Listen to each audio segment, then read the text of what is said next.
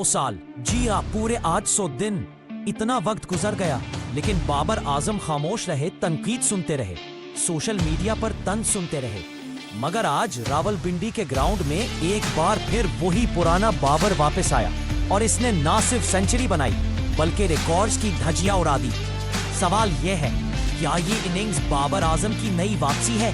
क्या पुराना बादशाह फिर टॉप पर आ गया है? दोस्तों, रावलपिंडी क्रिकेट स्टेडियम में खेले गए दूसरे वनडे में बाबर आजम ने वो कर दिखाया जिसका फैंस को बेसब्री से इंतजार था। एक दो नहीं, बाबर ने 5 बड़े रिकॉर्ड एक ही इनिंग्स में तोड़ दिए। बाबर आजम ने आखिरी सेंचुरी 2023 एशिया कप में नेपाल के खिलाफ बनाई थी, लेकिन उसके बाद 83 इनिंग्स, 2 साल से जायद का इंतजार, बेइंतहा प्रेशर, हर तरफ सवाल, बाबर कब फॉर्म में आएगा?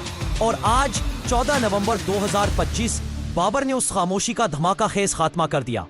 और ये सेंचुरी भी कोई आम सेंचुरी नहीं थी, ये थी रिकॉर्ड ब्रेकिंग सेंचुरी। दोस्तों, पाकिस्तान की तारीख का सबसे बड़ा वनडे रिकॉर्ड, सबसे ज्यादा सेंचुरियां। सईद अनवर 20 सेंचुरियां, बाबर आजम 20 सेंचुरियां।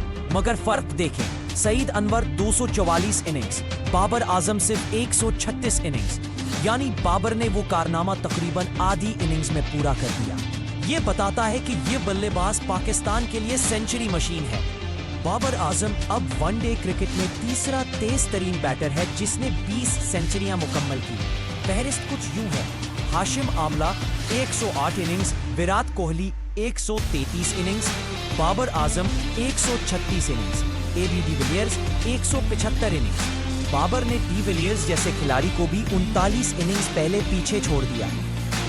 दोस्तों, आप बाबर की सेंचुरी को कितने नंबर देते हैं? क्या ये बाबर के कैरियर की सबसे अहम इनिंग्स थी?